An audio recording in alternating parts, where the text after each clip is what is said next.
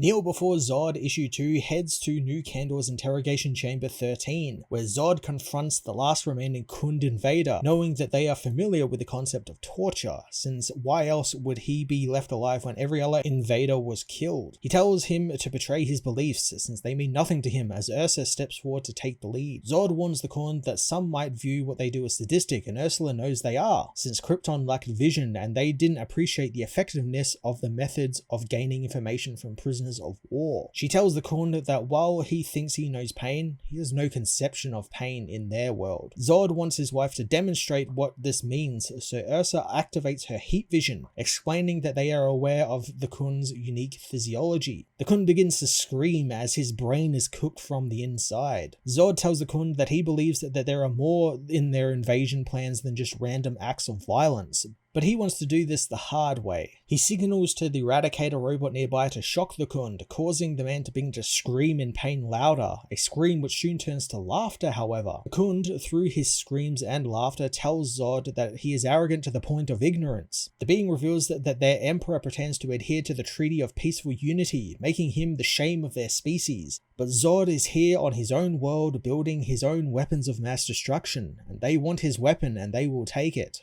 He reveals that his unit was just recon, and Zod is well aware that more will come, so many that they will overwhelm him and conquer his world. The Khund laughs again as Ursa kills him with her heat vision, burning him alive. She asks Zod how it could know about this weapon, but Zod only wants to focus on preparing for what's coming. New Kandor's assembly production is accelerated 40%, pumping out new Eradicator robot units to bolster Zod's forces. Zod tells his systems to forgo the usual testing to increase construction efficiency. Ursa reminds him that the Eradicator factory is just one faucet of their planetary defense system, and Zod is reminded of the first Kryptonian war commandment. In the heat of combat, there is no defense, only offense. Zod wishes to use all tools available to them to unleash hell upon their enemies. Ursa activates the hive mind protocols in the natives, telling Zod that their genetic modifications included neural nets that bind combat instincts together and allow the people to act as one unit. She moves them into positions all across the planet, all ready to die for their homeworld and for Zod.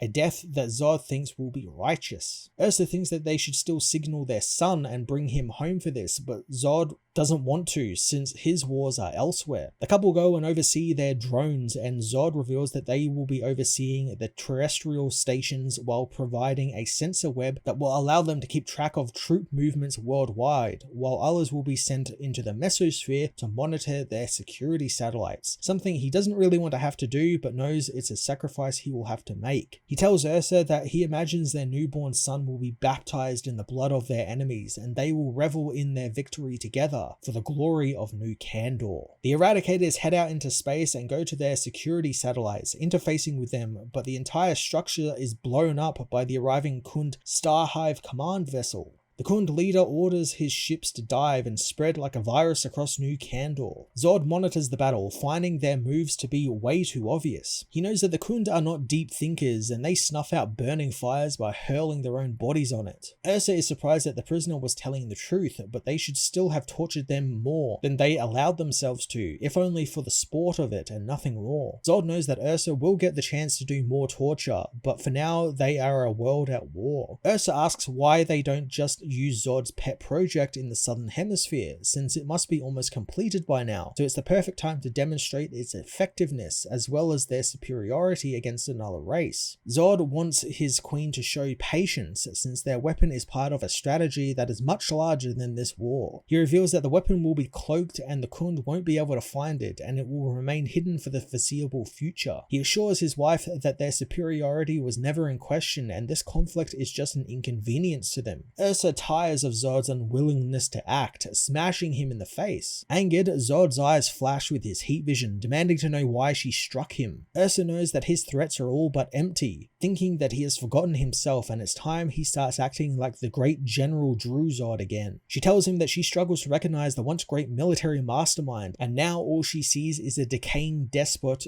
who's growing more passive with each star cycle. She is angered that he has brought their family to a planet they can launch a conqueror's campaign campaign from, and the first thing he ever did was build a throne, something which means nothing to them. She smashes up the throne, telling him to remember who and what he is and what he has achieved as Krypton's greatest military leader. She demands to know what more proof he needs of his own greatness, but Zod doesn't need any, since they have an entire world formed in their own image. So why does Ursa continue to question his achievements? Ursa tells him that she is seeing the same thing that Law saw in him, and he has given into the weakness, and because of it, the Khund have been allowed to invade their planet. Zod tries to explain himself, telling Ursa that it's very difficult to articulate what he's been experiencing as of late, and maybe he has reached a pinnacle, and he sometimes wonders what is left for him. Ursa angrily tells him that he has a new army to lead and they are waiting for him, so he will go out there and do what he does best. Zod meets with his army, telling them that the war has come and it fills their hearts and gives them life. He says all of the men have been built for battle, and some of them will die on the battlefield and they may question why they fought or sacrificed themselves, and he wants them to remember one name and burn it into their primitive brains. Ursa hopes that Zod will heed his own words, since he cannot go on like this and he has to let his ambition burn bright again. She tells him to rally his troops and give them divine purpose, as Zod reminds the men that they all fight for him and him alone. Ursa tells Zod that this is the final time they will talk about this, as he's been acting like a shadow of his former self, and she will not tolerate it any longer, and if it means a change in leadership of New Kandor, then so be it, since when the war is over and they have won, Zod will kneel before Ursa.